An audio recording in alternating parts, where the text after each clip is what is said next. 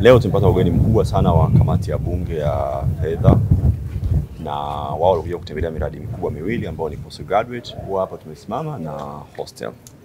Sasa moja kati ya mambo ambayo yamejitokeza ni jinsi gani sisi kama chuo tumejipanga, ikiwa ni malengo ya hii miradi pamoja na mambo mengine, pamoja na zile shughuli za kimsingi za chuo ambazo ni kufundisha na wanafunzi sehemu za kulala kwa mabweni. Lakini sisi tumejiongeza kwenye kuhakikisha kwamba miradi hii inaendana vile vile na malengo ya kutengeneza mapato yasiyotokana na ada. Na kwenye hii tumefanya kwa aina mbili. Kwa upande wa hostel tumejenga maduka ya kisasa 46 na benki kubwa mbili, CRDB na NMB watakwenda kuweka branches kabisa, branch kubwa. Lakini vile vile kwa upande wa hapa postgraduate building tuna kumbi za mikutano, tuna boardroom nzuri. Lakini vile vile tunakwenda kuanzisha kituo chetu cha televisheni, tuna dispensary na tuna ukumbi mkubwa sana wa kisasa wa watu 300 ambao unaweza kufanyika kwa hali ya kimataifa. Kwa hiyo tunategemea vitu vyote hivi, hostel na maduka, kwa mwaka tunategemea yawe yanatuingizia wastani wa bilioni 1.5 kwa kila mwaka, ambao hiyo itakwenda kuongeza kwenye mapato yetu na tutasaidia sana kuongeza maendeleo ya chuo. Kati ya malengo makuu ya yale maduka ni kupatia nafasi za kuanzisha biashara vijana wetu ambao wako kwenye incubator. Tuna kituo atamizi hapo ambacho tunafundisha vijana kuanzisha makampuni. Kwa hiyo sisi wale vijana ambao mpaka wanapomaliza chuo wameshatengeneza makampuni, ili kuangalia ile riski ya kwenda mtaani hapo wakaanguka, sisi tunawapatia sehemu ya kuanzisha biashara zao hapo.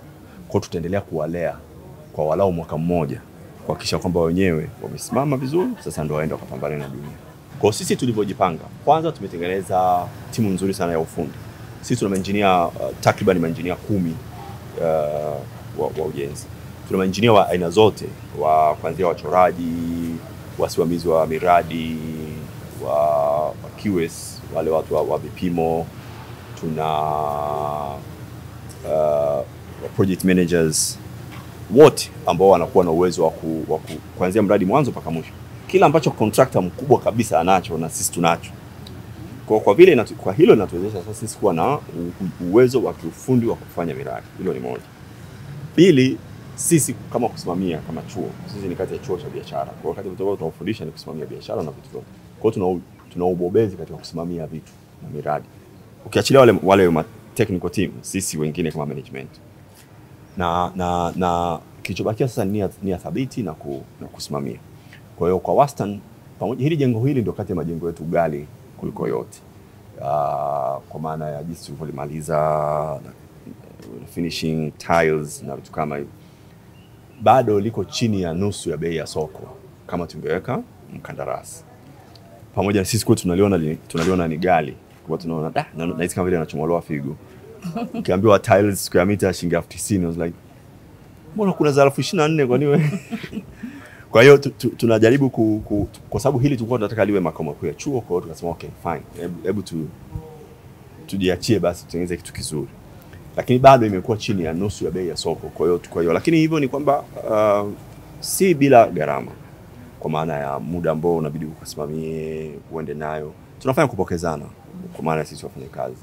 Kwa sababu kuna kitu inaitwa force account team, ambayo ina mwenyekiti, ina katibu, ina kamati ndogo mbalimbali. Wale wote wengi ni wafanyakazi wa kawaida tu, mhasibu, mwalimu wa hiki, librarian na vitu kama hivyo. Alafu kuna ile kamati ya ufundi ambayo ina maengineer na project managers na. Lakini asilimia kubwa ni watu ambao ni watu tu wa kawaida kama wewe na mimi ambao wanasimamia. Kama ambavyo ungejenga nyumbani kwako ungefanyaje? Ungesimamia tu mwenyewe. Ila hapa sasa ni kubwa, ni hela ya umma, inabidi makini na uende nayo. Lakini force account sasa ni methodology ambayo unajenga wewe mwenyewe kama ambavyo ungejenga kitu chako. Lakini kikubwa inakuwezesha wewe kwenda kwa speed yako ambayo unaweza kwenda. Wanafunzi wamechelewa kulipa ada kidogo na wao unasinzia. Ni kama vile nyumbani hela ikikata usambia fundi bana nitakupigia. Baada ya miezi miwili umepata cement 10, unampigia fundi. Bana fundi, njoo tuendelee. Anakuja, mnaendelea. Na sisi ndio hivyo hivyo. Kwa hiyo sometimes brad unaweza ukachukua muda kuliko ambavyo ulikuwa unategemea. Lakini hiyo kutokana na uhalisia. Kwa force account miradi mingi, wakati tunaanza ile jengo tulikuwa hatuna 100, ndio tunasema ukweli. Wakati tunalichora ile jengo, tunasema tunaanza kujenga. Watu wakasema sasa tunajenga utolea leo hela wapi? Tuamue kwanza tunataka kufanya hichi kitu kwa ukubwa gani. Alafu ndo tuwaze tunapata wapi hela. Na tukaanza mdogo mdogo. na mheshimiwa waziri wa fedha akapita akatupa bilioni 2 ikatuboost, tukaendelea na wakati mapato yetu ya chuo yanaongezeka, tukaenda mpaka tukafika. Kama ilikuwa tujaanza asingetupa bilioni 2. Na Babati alikuja akaona akatupa bilioni 3.5, lakini hatukuza yani tuko kama gorofa yani tunaenda. Kwa hiyo ukishaanza force account, serikali inaona, wadau wengine wanaona, watu wanakushika mkono unakwenda.